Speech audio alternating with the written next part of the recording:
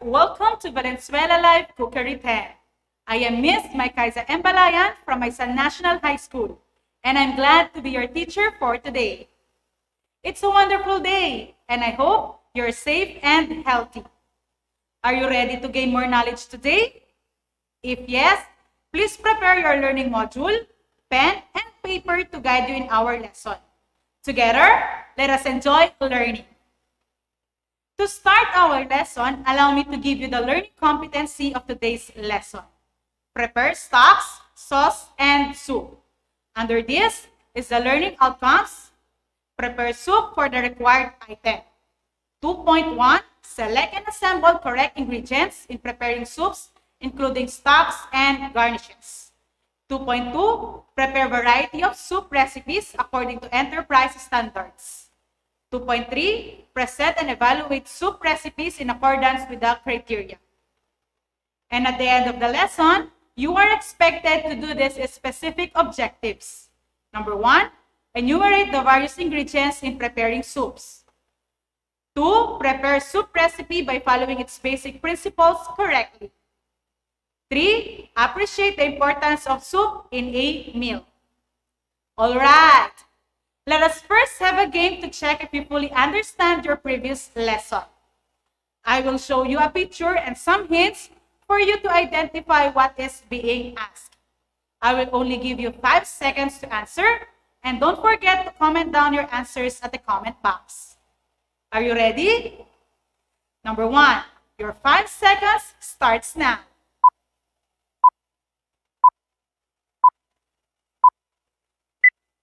If your answer is fish stock, you are correct.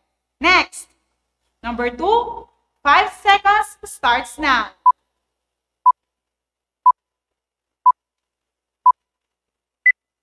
If your answer is white stock, you are correct. Number 3, your 5 seconds starts now.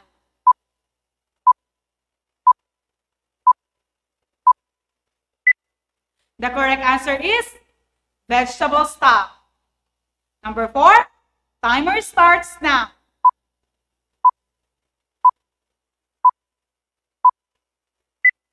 If your answer is chicken stock, you are correct.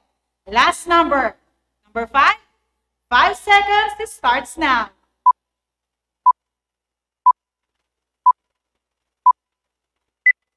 The correct answer is brown stock. Good job, grade 10. And are you ready for another game? Let us play first letter game. Directions. Supply the first missing letter to complete each word. I'll give you an example. The first picture is a mango that starts with letter N. The second picture is an egg and it starts with letter E. The third picture is an apple that starts with letter A. And the last picture is a taco that starts with letter T. We've already completed the missing word, which is meat. Now it's your turn. Are you ready? Don't forget to comment down your answers. I'm giving you 10 seconds for each picture. Let's start. Number 1, 10 seconds starts now.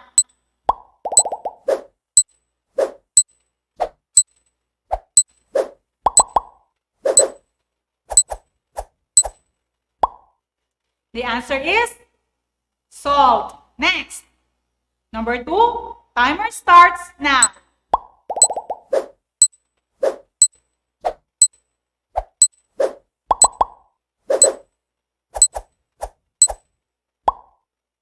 The correct answer is onion. Next. Number 3, 10 seconds starts now.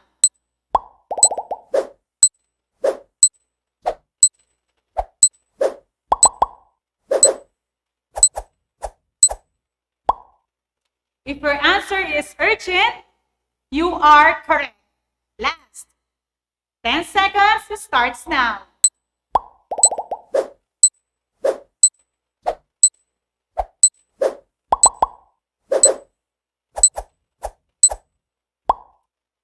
If your answer is pepper, you are right. Based on the words that we identify, salt, onion, urchin, and pepper, what do you think is our lesson for today? Look at the first letter of the words. We form the word soup. Do you have any idea about our topic for today? Yes, you are correct.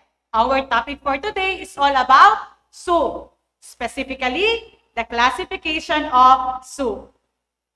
Let's start by defining soup. Soup are based on stocks added with other ingredients for the variety of flavor, consistency, appearance, and aroma. We have three classifications of soup. The first one is a clear soup. Our soup based on a clear, thickened broth or stock. A good quality broth should be clear, aromatic, and rich tasting with a very evident flavor of the major ingredients. Examples of clear soup are broth and bouillon. Simple clear soup without solid ingredients. Vegetable soup are clear seasoned stock or broth with the addition of one or more vegetable, meat, or poultry. Consommé, rich, flavorful stock or broth that has been clarified to make it perfectly clear and transparent. The second classification of soup is thick soup. Soups that are thickened to provide heavy consistency. Thick soup is a cream soup based on bechamel sauce and is finished with a heavy cream. A thick soup should have a velvety smooth texture and the thickness of a heavy cream. Examples of thick soup are cream soup, are soup thickened with raw, gourmand, laissez sans or other thickening agents, plus milk or cream. Puree, vegetable soup thickened with starch. Bisque are thickened soup made from shellfish. Chowders are hearty soup made from fish, shellfish, or vegetable usually contain milk and potatoes. The last example of thick soup is velouté, soup thickened with egg, butter, and cream. And the last classification of soup is the other types of soup. Letter A, dessert soup like ginataan, a Filipino soup made from coconut milk, fruit, and tapioca pearl served hot or cold. Osheriku, a Japanese Azuki bean soup. Tonsui, a Chinese soup. Letter B, fruit soup. Can be served hot or cold depending on the recipe, where dried fruits are used like raisins and prawns.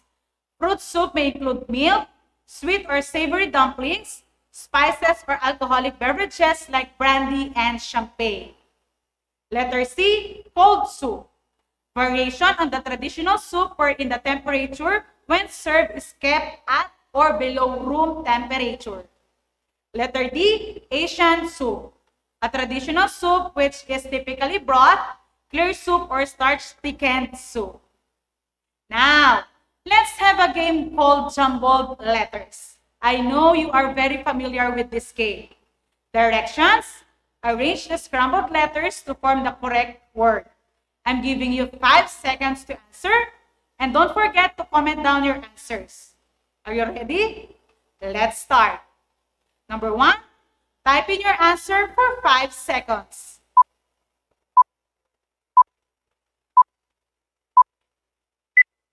If you answered rice, you are correct. Next. Number 2, timer starts now.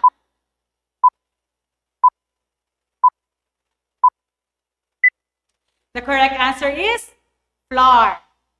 Number 3, key in your answer for 5 seconds.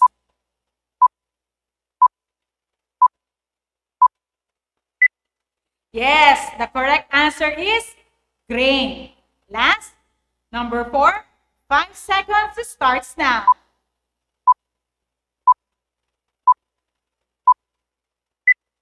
If you answered cornstarch, you are correct. Based on your answers, rice, flour, grain, and cornstarch, what do you think are their similarities? Any idea? Yes, they are all thickening agents for soup. Now, here are the ingredients of soup. Meat like chicken, beef, pork, lamb, and fish. Salt, pepper, onion, vegetables like carrots, string beans, turnips, garlic, tomatoes, mushroom, celery, and leek. Eggs, cornstarch, butter, seasoning like MSG and convenience product, cream, garnishes like slice of lemon, egg, shredded vegetables, and pimiento strips. Now, let's move to the basic principles of preparing soup. Number 1, start with cold water. Most protein, vitamins, and minerals dissolve in cold water. Part of the flavor comes from these components. Using hot water would lessen the flavor and nutritive content of stock. Number 2, cutting vegetables to appropriate size for the type of stock. The size of cut helps the maximum flavor to be extracted. For example, a fish stock only simmers for half an hour or 30 minutes. So the cut should be julienne thin strip, 1/4 inch thick, and 2 to 3 inches long. Let's integrate our lesson with mathematics. Do you know how to measure 1/4 inch using a ruler? Let me show you. It is better if you have a ruler with you, like this one. Let's first find the 1 inch. So where is the 1 inch? Yes, that is correct. 1 inch is where the number 1 is. And if you will cut it into half, that is where the 1/2 inch is. So where is the 1/4 inch? Let me show you. If you will cut 1/2 inch into half, that is where the 1/4 inch is. Do you understand? Let us continue our lesson. Number 3, select your protein-based beef, chicken, pork, and fish. All bones are washed, roasted, or blanched. Roasted for brown sauce and blanched for white stock. Number 4, simmering.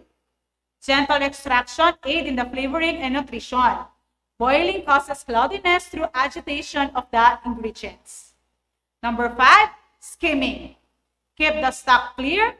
The scum on top of the stock contains impurities. To assess if you understand our lesson for today, I have here a simple game. For the direction, identify the group of the soup according to their classification. Choose the color of casserole to which the soup should be stored. If it is clear soup, it should be stored in red. If it's thick soup, it should be in the blue casserole. And if it's another type of soup, then it should be stored in the yellow casserole. Choose the correct casserole and comment down your answer in the comment box.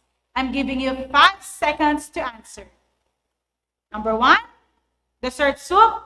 5 seconds starts now.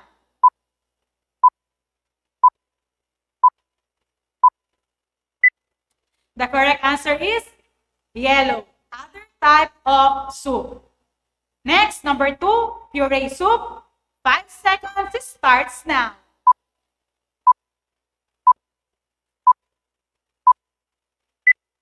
If your answer is blue, thick soup, you are correct. Number 3, cold soup. 5 seconds starts now.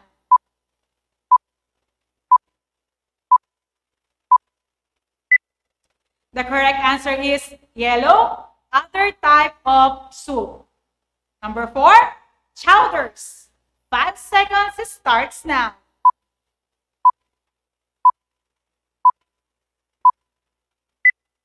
If your answer is blue, thick soup, you are correct. Number 5, vegetable soup. 5 seconds starts now.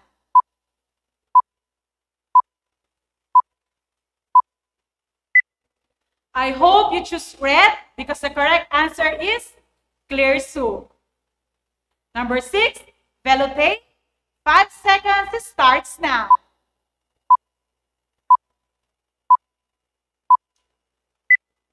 The correct answer is blue thick soup. Number 7, consomme.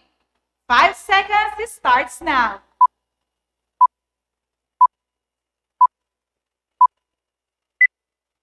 If you answered red, clear soup, then you got it right. Number 8, fruit soup. 5 seconds, it starts now.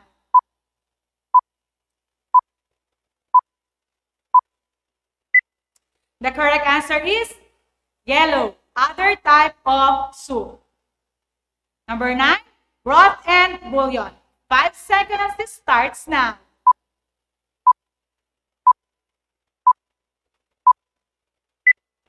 If you choose red, clear soup, then you got it right. Last number, number 10, Asian soup. 5 seconds.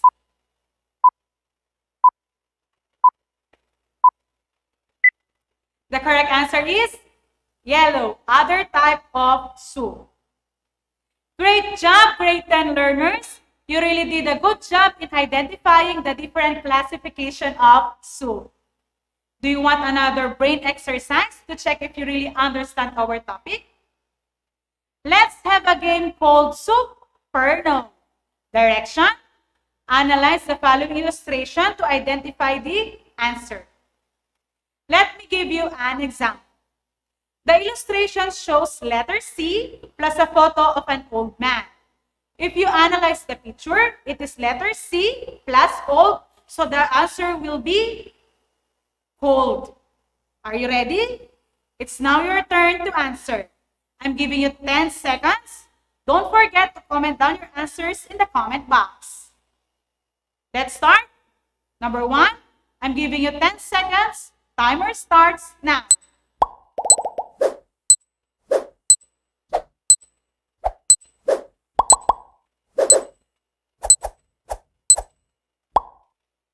If your answer is seasoning, then you got it right. Next, number 2, your 10 seconds starts now.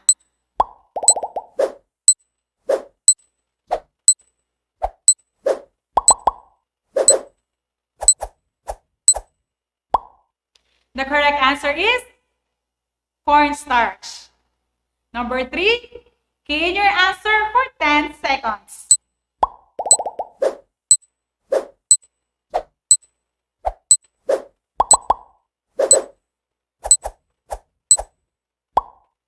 If you answered soup, then you are correct. Next, number 4, 10 seconds starts now.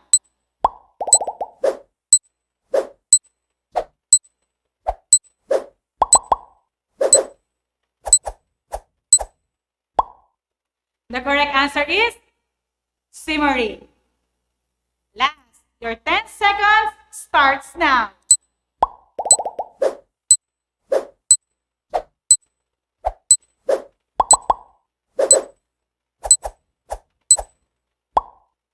The correct answer is vegetable. Well done, grade 10 learners. Did you get a perfect score? Very good. To sum up our lesson for today, please complete these 3 lines. I know, I will apply, I will share. Write your answer in your activity notebook. But before you, I will give you mine. I know the classification of soup. I will apply the basic principles of preparing soup. I will share my knowledge about classification of soup to my family and friends. And for your assignment, collaborate with your family, follow and perform the given soup recipe in your module. You will be graded according to these rubrics. If you have any question, don't hesitate to communicate with your TLE subject teachers. They love to assist you and to clarify all your queries. I am very pleased that you have finished this lesson. Please do not forget this new learning and aim to learn more because anuman ang sitwasyon, tuloy ang edukasyon. Again, I am Miss Maykaiza Embalayan, your TLE teacher from Maysan National High School. Thank you and stay safe, Valenzuelanos.